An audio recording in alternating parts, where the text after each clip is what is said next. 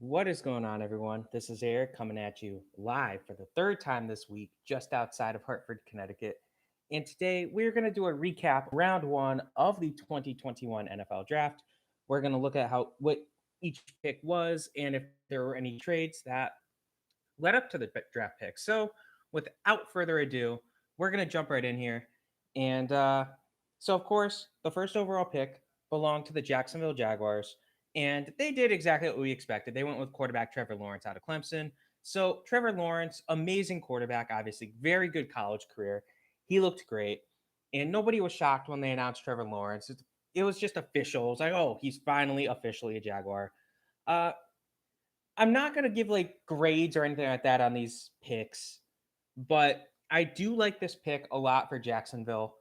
You get yourself a franchise quarterback. Yes, Gardner Minshew was great. Minshew Mania was great. Minshew Magic, whatever you want to call it, was great. But unfortunately, he's not a full time starter. We saw it in 2019. We saw it in 2020. So getting a guy like Trevor Lawrence to step up, he addresses that need. That was by far their biggest need. They have Urban Meyer. He looks ready to go. So this will be nice. Most people are really, really, really high on Trevor Lawrence. I'm kind of tapping the brakes a little bit. I don't want to get too high on this guy, be like, oh, yeah, this guy's going to be the next XYZ. But to put it this way, I found a quote from Pro Football Focus where they said, quote, the best quarterback prospect we have ever scouted about Trevor Lawrence, the best quarterback prospect we have ever scouted. There may not be one singular thing Lawrence hangs his hat on, but he's got the fewest weaknesses of any quarterback we have ever graded, end quote. In other words, watch out. Now that, like they said during the draft, what's the problem with him? Sometimes he panics, he moves quick, he rushes. That's just called you got to work with a quarterback coach that knows what he's doing. I wouldn't be worried about it. Trevor Lawrence looks like he's going to be a great quarterback for this team for years to come. So the second overall pick was the New York Jets, and they went with Zach Wilson, the quarterback out of BYU. Now, this pick was one that a lot of people were speculating. Originally, it was thought to be Justin Fields. The Jets end up going with Zach Wilson. Now, Wilson's a bit of a surprise, just like Joe Burrow. He really didn't. He was like a mid-round pick in 2019, and then he really performed extremely well in 2020. Sorry, but he performed extremely well in 2020. He looked great, and he rose up the draft boards. If Trevor Lawrence wasn't in this draft, he probably would have been the number one overall pick. It would come down to what you want to do. Now, he's a high risk player. I think the Jets know that. To me, he kind of screams the Carson Wentz vibe a bit, a high risk, high reward player. He could very well be a bust, but he's a good player. And they got rid of Sam Darnold, so he should step in as their starting quarterback pretty quickly, assuming he proves he can handle it in the preseason, if they do preseason this year. It'll be exciting to watch him play. If I'm a Jets fan, I'm not exactly pumped about it, but I'm not freaking out about it. So the third overall pick was the San Francisco 49ers, and they would go with quarterback Trey Lance out of North Dakota State. So, of course, the 49ers traded an arm and a leg to get him. They traded away their first round pick this year. They traded away their first round pick next year, their first round pick in 2023, and they traded a third round pick from 2022. So they gave up 4 picks to get this guy. And this happened, of course, before the draft. So they give up a lot to Miami to move from 12 to 3. And Trey Lance, to me, he's a very high risk, high reward player, similar to Carson Wentz. And I'm using Wentz because, yes, North Dakota State. But these two guys, high risk, high reward players. The big problem with Lance is he really didn't do much in college. He didn't play a lot of games. He's he's going to be raw. They're going to probably, really, to me, I think they're better off keeping Garoppolo for 2021 and having Lance serve as the backup and just get those minutes, get him some exposure, put him in blowouts, give him a start maybe, but really rely on Garoppolo. Garoppolo's by far the better player right now. Lance is going to be has the chance to be a good player, but you're going to have to sit and deal with him being adequate for a year or two before he really has a chance to break out, just because he's so raw. Now, the fourth pick saw the Atlanta Falcons go with tight end Kyle Pitts from Florida. This was another pick that was expected. They were considered a bit of a sleeper to go quarterback or possibly trade down so someone else could jump up and get a quarterback. They went with Pitts. Pitts, of course, is the highest drafted tight end in NFL history at 4 overall. They asked him about it, and he's just like, well, yeah, this is great. It's something that'll never be taken away from me. It's a fair point. Now, he really could have been a receiver. I don't know why he's listed as a tight end, but it is what it is. He's also considered one of the highest rated, if not the highest rated prospect at his position ever. So I'd be excited if I'm Atlanta. This guy has a bright future. Kyle Pitts really looks like he's going to be the guy for the Falcons. He can help them kind of offset the eventual decline and loss of Julio Jones. So he's going to be like a cheat code, so to speak, in the NFL. So the fifth pick saw the Cincinnati Bengals select wide receiver Jamar Chase. Now, Jamar Chase could easily slot in as a potential running back in the future. I don't think they're going to do that. Jamar Chase, though, great player. So this team was connected to Sewell for a while. They end up going with Jamar Chase, reuniting him with his quarterback Joe Burrow from the 2019 collegiate season. It's going to be exciting to watch those two get back together. You have to wonder how much lobbying Joe Burrow did to get Jamar Chase, but I wouldn't be concerned. He definitely has the potential. He's an electric playmaker for the Bengals. It's going to be a good pickup. If he can stay healthy, he could definitely be the best receiver in this class. The sixth overall pick was acquired by the Miami Dolphins from the Philadelphia Eagles, again in a pre-draft trade. Now, Miami traded away they traded the 12th pick, the 123rd overall pick, and a 2022 first round pick from Miami to the Eagles in exchange for the 6th and 156th. So with the 6th pick, the Miami Dolphins would go with wide receiver Jalen Waddle out of Alabama. Now, Waddle was considered one of the big names in the draft, and he's one of those guys that was kind of a sleeper for the Heisman. And a lot of people think he would have won the Heisman in 2020 had he been able to stay healthy. So he's a great player. He's reuniting with, of course, Tua, who was his college quarterback for a year. So that's always exciting to watch. Now, realistically, the Dolphins probably could have traded down a couple spots and still gotten Waddle. But if they really wanted to go for him, it's worth it. He's one of the guys who, to me, he has a high floor. So that's kind of what you want with a first round pick, especially a top 10 pick, especially the 6th overall pick. It's going to be nice to see him dress up in the orange and aqua, as they say. I was a little surprised that they passed up Sewell, but it is what it is. It's the Dolphins. They know what they're doing. They invested in the offensive line last year in the first round with I forget his name, Austin Jackson or Austin Johnson, something like that. So I mean, they probably said, okay, we want to give this guy a chance. So Waddle should be able to step in right away and help contribute to this team on a potential Super Bowl run. So the 7th overall pick saw the Detroit Lions select offensive tackle Penei Sewell out of Oregon. So he was really considered arguably the best non-quarterback in this draft. He falls because of teams wanting quarterbacks and wanting the flashy skill players. So, I mean, the Lions are really addressing a need here. I didn't think that they'd be able to get Sewell here at 7. It's a very good pick for the Detroit Lions. Now, I saw a report that came out where I don't remember who it was, but he said Penei Sewell is probably the most likely guy to make the Hall of Fame in this draft class, or he's like the one surefire Hall of Famer in this draft class. That's really high, but I mean, that is what it is. Detroit needed help on that O line. Hopefully, they can keep Goff healthy. Hopefully, they can keep him off the ground. Get a skill player later. Get the best offensive lineman. Build through the trenches. That's the best strategy you can do. So in the 8th overall pick, saw the Carolina Panthers select cornerback J.C. Horn out of South Carolina. So J.C. Horn is one of those guys who he was considered the second cornerback in this draft, but he's still one of the top ones. He's got really good press man coverage. He should be a day one starter for this team. He could be a day one starter pretty much on any team in the league. He's an aggressive ball hawk, which is going to be nice. Now, it's going to be exciting to watch this guy play. He should be a guy that can cover pretty much anyone. He can work in the slot if you need him to, but he's probably better suited offline, outside.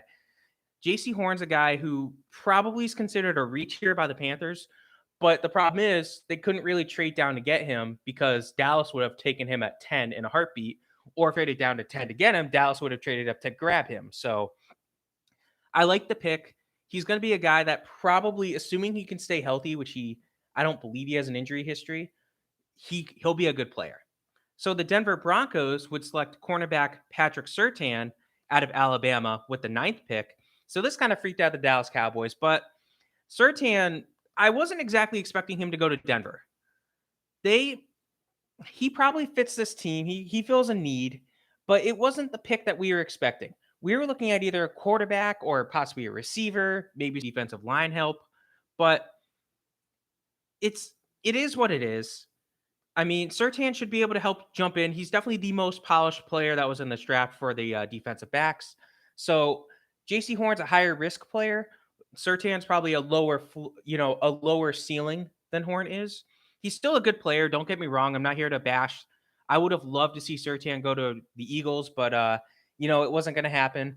Denver gets a really good player. You're playing in a very strong AFC West. You got to have a good secondary out there. Of course, when you're going to go up against the explosive Chargers, the explosive Chiefs. So even the explosive Raiders at this point, you have to have people who can, cover. So the 10th overall pick was traded to the Eagles. This is the first draft day trade. So the Eagles would acquire the 10th pick from the Cowboys in exchange for the 12th and the 84th.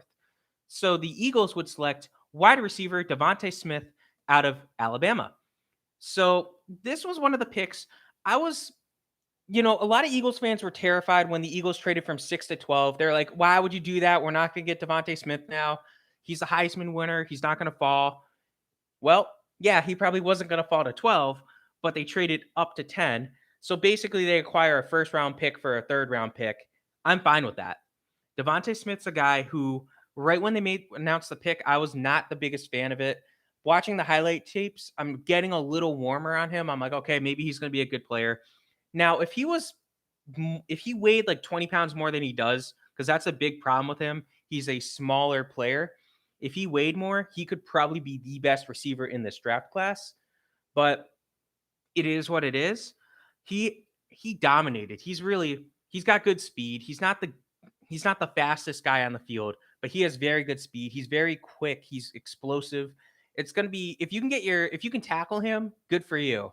But it's going to take a special guy to get to him and actually be able to outrun him. If he gets in the open field, he's gone. So I'm excited for this guy. He should be good. The trade, it was interesting to see the Eagles and the Cowboys trade with one another. So now we get to the 11th pick, and this pick was originally the New York Giants, but they would trade it to the Chicago Bears for a bundle of picks here. So they get the 20th pick, 164th pick, and a first and fourth round pick from Chicago in 2022. The Bears gave up a lot to move from 20 to 11. Obviously, they want quarterback. So with the 11th pick, the Bears would select quarterback Justin Fields out of Ohio State. Now, a lot of people have Fields ranked as their number 2 quarterback in this draft class. I would probably have been one of them. I do like him more than Wilson. I like him more than Lance. I like him more than Jones. So Justin Fields definitely helps this team. They've been looking for a quarterback for a while. Right now, do you really trust Andy Dalton or Nick Foles as your QB1? You're going to have to deal with him for a little bit, but Justin Fields is a good player. You can't pass on him. I mean, he really should be able to help this team. So, the Bears fans, I know they have to be happy to see a quarterback join this team. From what I saw, he's a good two-way player as well. You can also have him run if he needs to. He's not going to be the next, Lamar Jackson where he's running every other play, but still, this was good value for this team. Dalton's going to be a good mentor to him. It's going to be nice for if you're a Bears fan. Maybe you finally get a quarterback. So the 12th overall pick was traded, of course, to the Cowboys from the Eagles, and the Cowboys would go with linebacker Micah Parsons out of Penn State. So the Cowboys, they really needed help on their defense or offensive line. You could have made a case for an offensive lineman. You could have made a case for pretty much anything on the defense. And they went with a linebacker. Now, people were probably expecting them to go corner, but the corners both went at 8 and 9. So they kind of traded down, get an additional pick. So there are character concerns with Parsons. That's why he fell a little bit. But if this guy can stay on the field, if he can stay healthy, and if he can put those concerns behind him, he's going to be one of the better linebackers in the NFL. There's a reason he's the top linebacker drafted. And you might be thinking, wait a second, don't the Cowboys have Leighton Vander Esch? Yes, he hasn't really done as good as you'd hope, and they just lost Sean Lee to retirement. So it makes sense that they go Michael Parsons. I like this pick, but of course, it does terrify me as an Eagles fan. He will help their defense. He should be a day one starter for this team. So at the 13th pick, the LA Chargers would go with offensive tackle Rashawn Slater out of Northwestern. Now, I say offensive tackle, but realistically, he can play any of the positions on the O-line, excluding center. So He's not the prettiest pick in the world, but he's going to be a good player. He's probably going to be a guy who he can plug. You can plug him in as a starter right away on the blind side left tackle spot. You got to protect, Justin Herbert. We saw what happened with Joe Burrow last year when the Cincinnati Bengals didn't address the offensive line. So the Chargers are kind of going, all right, we need to go O line. And Rashad Slater is one of the guys who I'm a real big fan of.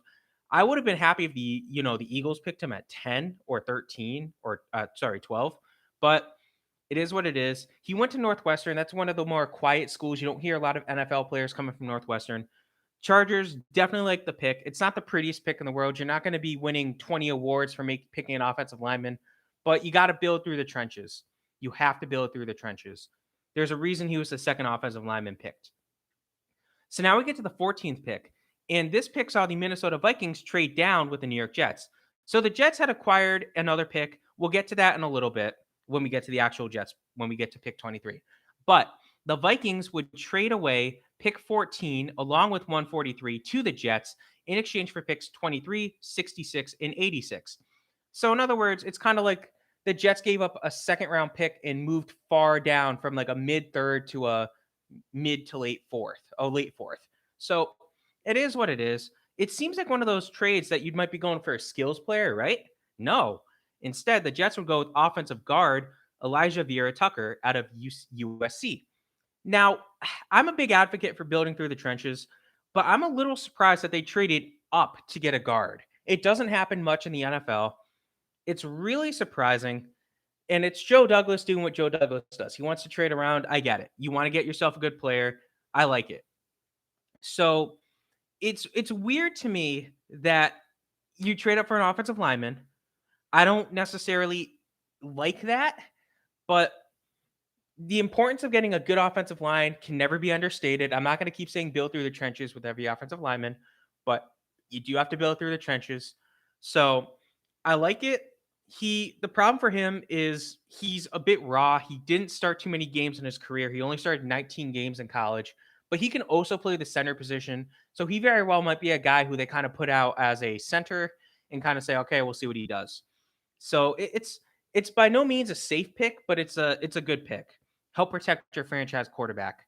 So at the 15th pick, the New England Patriots would select quarterback Mac Jones out of Alabama. Yikes. Yeah. When Mac Jones kept sliding, people were getting nervous, and everyone's like, okay, they're probably gonna, maybe Minnesota will be the savior. Nope, Jets trade up. Okay. Well, now the Patriots are gonna get Mac Jones. Great. I'm pretty scared of that. He could very well be the heir apparent to Tom Brady. Of course, I'm never going to compare him to Tom Brady. That's never fair to a guy, but he's a great pocket passer. He was the best pocket passer in the draft. He's an old school guy. You're putting him with Bill Belichick. That's a lethal combination. I am scared of what Mac Jones can do in New England. I don't know if he will. I'm very skeptical on all of these Nick Saban college quarterbacks. I mean, realistically, the biggest name, and I'm not going to include Tua or Jalen Hurts right now because they're both going into their second year. They were both backups to start the 2020 campaign. The biggest name is probably going to be Jamarcus Russell for a Nick Saban coached quarterback, and that was only for a single year in LSU. I'm not exactly pumped about that if I'm a Patriots fan, but maybe Mac Jones will be the guy. I mean, Bill Belichick doesn't take any quarterback and say, "Oh yeah, you're going to be the guy." It is what it is. So I do like the pick, although it terrifies me.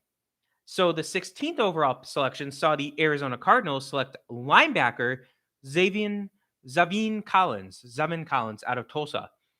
Now, I watched this guy play because I do watch American Athletic Conference football. I'm a Memphis Tigers fan. I've said this before in videos.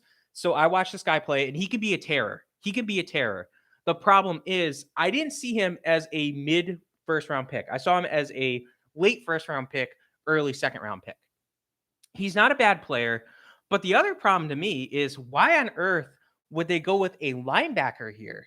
The Cardinals, to me, they don't need a linebacker. They need a defensive help, but I saw them going for a cornerback or a safety at this spot. I get it. The top two corners are off the board. So maybe trade down.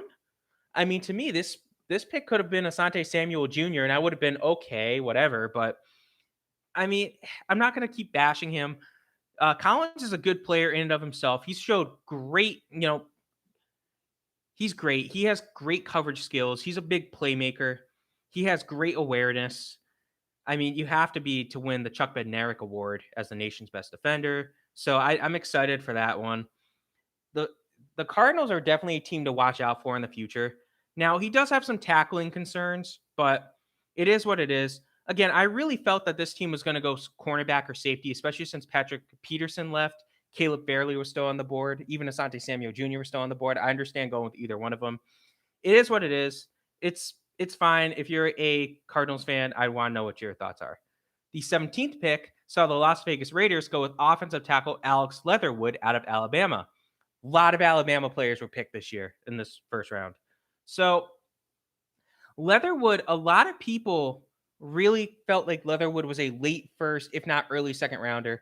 I think I had him as a late first rounder when I was kind of discussing the players yesterday. So, I mean, it is what it is, but I don't necessarily like the pick of Leatherwood here at 17. I feel like they could have traded down. I feel like the Raiders might have been like, okay, we want an offensive lineman. We're seeing the O lineman starting to run. We don't want to potentially trade down and see him get picked from underneath us. There's other players that they could have gone for, but he's probably going to have to slide in as a right tackle. They could use him as a guard if they wanted to, but I don't think you make a pick like this for a guard. I think you're kind of using him as a tackle. So he's probably going to be a day one starter, but there were other players that I probably would have gone with over him. We'll discuss both of them later in today's video, but it is what it is. I mean, the Raiders, I don't want to call it a reach, but it might be a reach. So the 18th overall pick was the Miami Dolphins, and this was their actual pick. So with the 18th pick, the Dolphins would select defensive end Jalen Phillips out of Miami, Florida. Perfect. Everything stays in Florida, right? Nope. He just moved everything back to LA. So now he has to move back to Miami. It is what it is. I mean, Jalen Phillips, to me, this was a good pick. This was a very good pick. I do like what Jalen Phillips does, and he can help fill the hole that Shaq Lawson left when he was traded to Houston. So he's a good edge rusher. He could be a day one starter. He should be a day one starter. He really put his name on the map last year. He had an amazing 2020 campaign for the Hurricanes, but he is a raw player. So, I mean, there's probably some concerns there if you're a Dolphins fan, but I wouldn't be freaking out about him. I think he's going to be a good pick. I trust what the Dolphins are doing. This is a young, talented team. So now we get to the playoff teams. So the 19th overall selection was the Washington football teams. With that, they would go with linebacker Jamin Davis out of Kentucky. Davis, to me, was a late first round pick, even into like the second round. I saw him as like a mid-second rounder. So they might have reached by a good margin here. Most people who I saw when they made this pick, they were saying, yeah, Washington reached. Of course, I'm nothing but a fan. I don't know everything. If I knew what I was talking about, I'd be hired by an NFL team by now. But I mean, you have to wonder if Washington wanted to pick a quarterback here, but they kind of, they didn't get a good trade offer to trade down, so they might have panicked a little bit. So, I mean, Davis is one of those late risers. He is a do-it-all linebacker if he can develop properly. So, it is what it is. I mean, it's possible. I know right after he was picked, people were saying, oh, maybe Ron Rivera sees Luke Kuechly in him. It's possible, but I feel like you could have traded down. He's probably best case. Realistically, I think he's going to be a weak side linebacker, a solid one at that, not a great one, not one that was worth picking in the top 20 of the draft. But once again, I'm just a fan. I'm not an expert. So good luck to him. I hope he succeeds, just not against the Eagles. He's not a great pass rusher. So, yeah. So the 20th overall pick saw the New York Giants on the clock. Remember, they traded down with Chicago. And with the 20th pick, they would go with wide receiver Kadarius Toney from Florida. Now, this pick was heavily attacked right when they made it. People were like, why on earth would this happen? Why would you do that? That's a horrible idea. But straight up, I asked my buddy, he's a big Giants fan, what he thought of the pick. And, I said, the fans didn't seem too happy, but I want to know what you said. And he goes, quote, I love it. I let out a yell. Glad the football team didn't take him. I saw him going to late first. Giants need a player like that. And then later on, he says, Tony perfectly compliments Galladay just like he did with Kyle Pitts. He's tough as nails, hard to bring down, and he ran a 4:38.40 and officially a 4:41 at his pro day. Now, a definite upgrade over the injury-prone Sterling Shepard, who I like, but Tony's a lot faster and a much tougher runner, and he returns punts, something the Giants have desperately needed for a long time. I completely agree with that. Now, when the pick was originally made, I was a little like, really? Why would you pick him? I see him more as like a late or early second. I understand what they're doing. He's going to help this team out a lot. He's a good player. I'd be excited if I'm a Giants fan. So there's some blazing speed here. This will be nice. This will be nice. With the 21st pick, the Indianapolis Colts would select defensive end Kwity Paye out of Michigan. Now, this was a guy who I really could have seen go anywhere from 10 to 25. He's a good player. I know a lot of Colts fans were expecting it to be an offensive line pick, but get yourself a solid player, an athletic defensive lineman. You can't go wrong with that. He is very raw. He probably, he didn't do much in college, but the Colts obviously see something they like in him. I understand there's a lot of talent there. He could very well end up being a bust, but he has the talent to become a top defensive end in the league. The 22nd overall pick belonged to the Tennessee Titans, and they would select cornerback Caleb Farley out of Virginia Tech. So this is a solid player. Now, he's probably the second best cornerback in the draft. I would probably have him over J.C. Horn if I had to rank him myself behind Surtain. However, health concerns caused him to fall. Massive red flag with health concerns. His back is messed up. Like that's being nice. His back is bad especially by NFL standards. If he was a skill player, a running back or a receiver, he probably would have fallen all the way to the 5th round for how bad his back is. But the Titans, I don't necessarily enjoy them picking corner. I don't think they needed a corner, but it is what it is. He probably, if he develops and if he can stay healthy, he'll be a top lockdown corner in the NFL. If he doesn't, you took a chance. You took a chance, Tennessee. So now we get to the 23rd pick. And remember, this was originally the Seattle Seahawks. Now, we already discussed that the Jets traded it to the Vikings. So real quick, the Seahawks traded this pick to the Jets. So they traded this pick, a 3rd round selection, and a 2022 1st round pick, along with safety Bradley McDougald to the Jets in exchange for a 4th round pick in 2022 and safety Jamal Adams. So this is essentially the Jamal Adams trade. So with that pick that the Vikings now got, they would select offensive tackle Christian Darrisaw from Virginia Tech. Now, Darrisaw is a good value at this point. He helps the Vikings offensive line. This is an offensive line that's not the best. So I like it. I do like this pick. So he's probably one of the top tackles in this draft. And he's a left tackle. They'll make him a left tackle. And this will be great. This will be a great pick for the Vikings. To me, he's really got the potential to be a day one starter, and he should contribute right off the bat for the Vikings. I like this pick a lot for Minnesota. This is probably, to me, this is arguably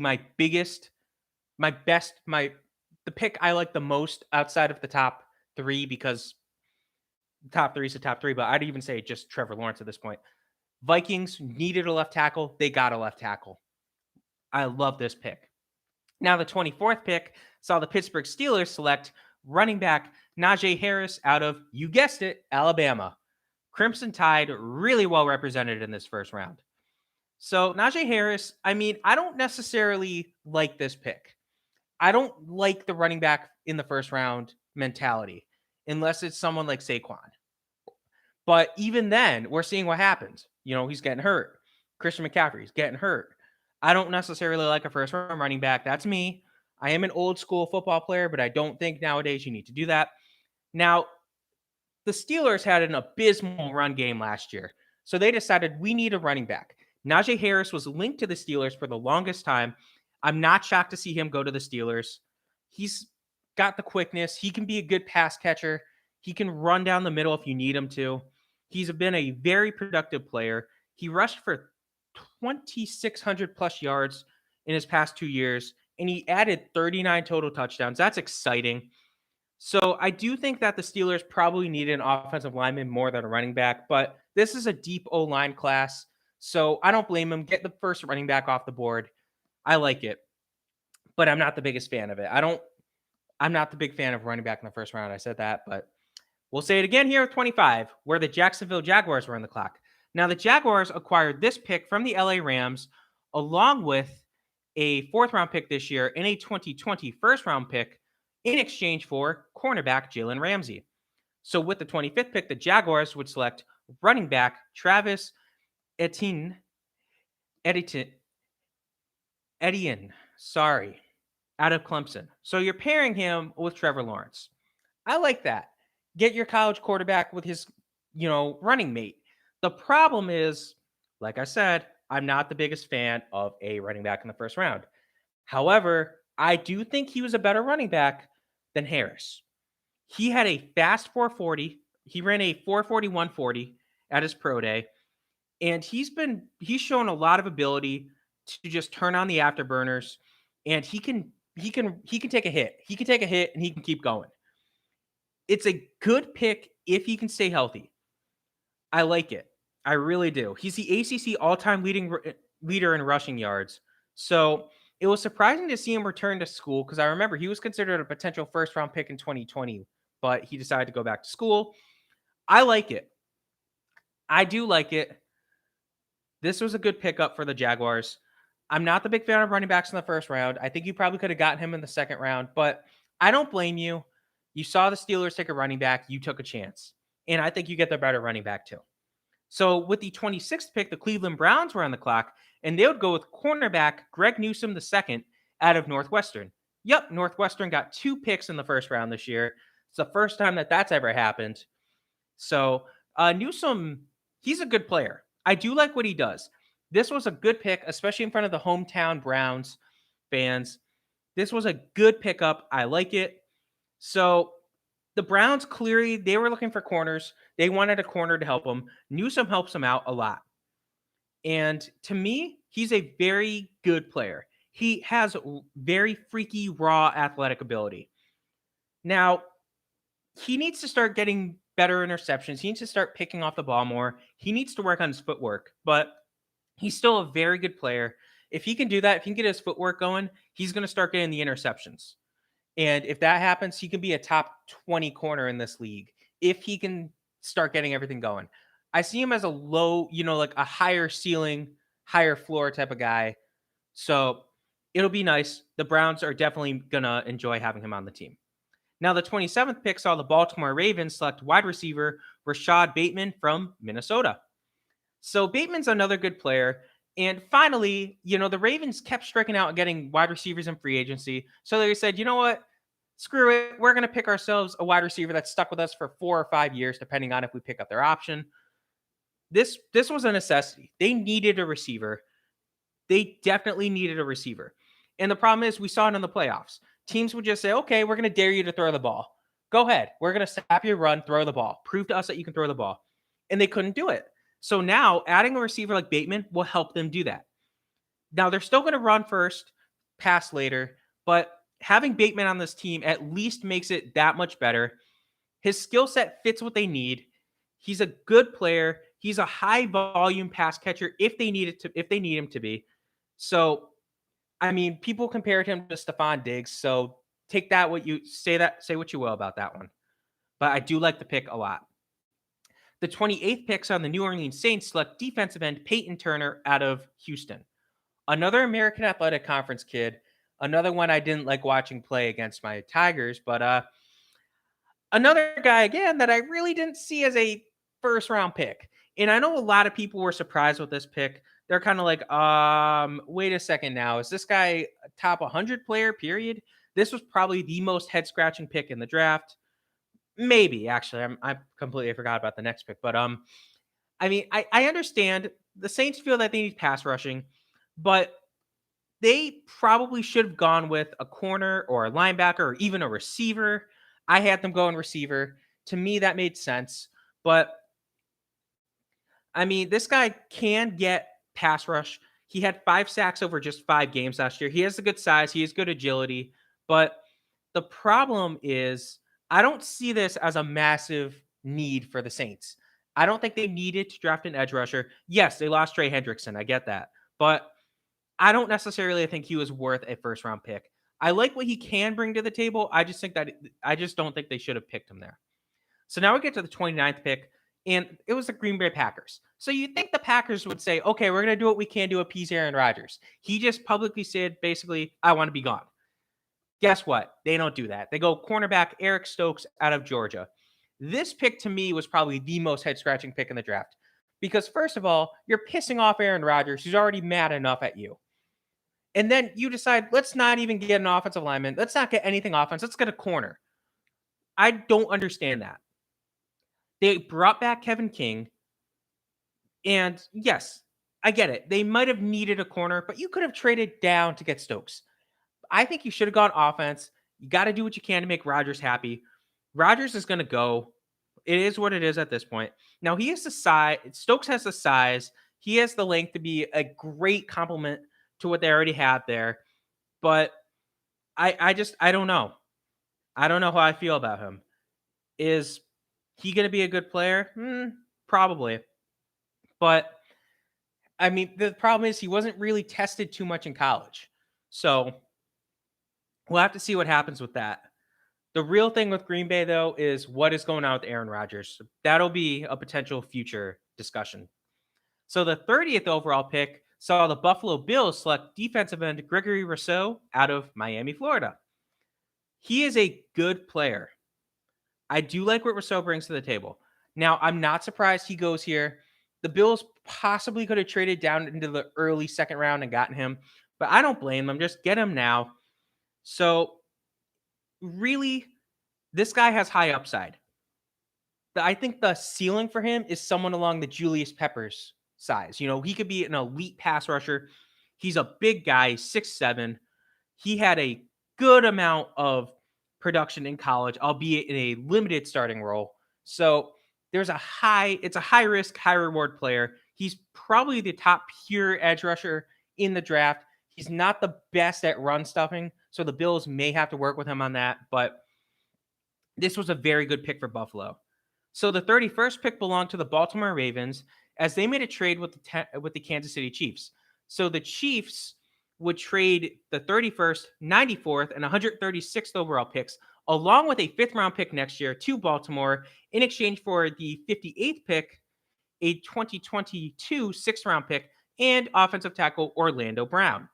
So this trade was already criticized big time by the media, by the Ravens fans, but what did the Ravens select to appease? They went with defensive end Odafe Owen out of Penn State. He used to be called Jason, but he said, "Know what? No, we're not doing that. My name is Odafe. You have to get used to pronouncing it. I don't care anymore." I respect that right off the bat. I love that.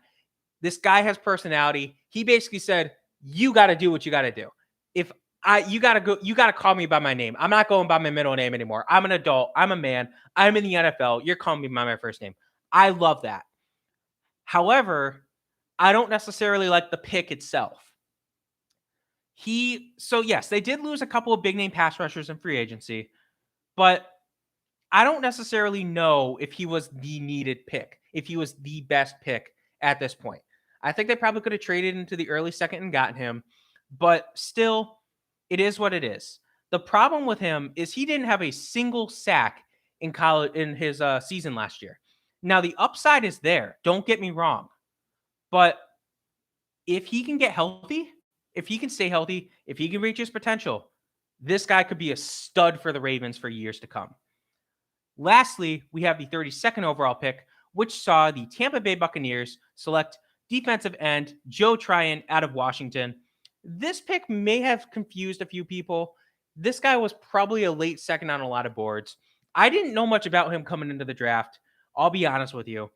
But, I mean, the Buccaneers, they don't have any glaring needs, really. You could make a case, they could have picked a quarterback. Yeah, but why? You got Tom Brady. You're in position to win again this year. Go with what you think you need. Now, Tyron Tryon, he might need a year to get healthy. He might need a year to reach his full potential. But he has amazing talent, pure talent. If you're looking at this guy's talent, he is ready to go. He'll be a good NFL player, but he's going to be raw. He's going to need some help in the NFL. He's going to probably be a couple years before he can really reach his potential. He's going to get to learn behind Shaq Barrett, Jason Pierre-Paul, but it'll be nice. He will help the Buccaneers stay healthy or stay dominant. Even when Brady's gone, he should help them stay, competitive, even if he might have been a slight reach. But that's a recap of the first round of the 2021 draft. So we discussed the trades, we discussed the players, we discussed the picks, we discussed all of that good stuff. So I'm excited for the rest of the draft. Of course, there are still some big names on the board. There are still some good offensive tackles. There's still some good defensive ends. There's still a few good corners. There's still a few good receivers. So it's going to be exciting to see how days 2 and 3 unfold for the draft. This was our last live stream of the draft week. If there's some big names, we might look at the big names that get drafted, but that would be early next week. Hope you guys enjoyed this video. If you haven't already, this is NFL Draft Week for Heartland Sports. There are other videos that we have put up. If you haven't already, check them out. Hope you guys have a good rest of your day.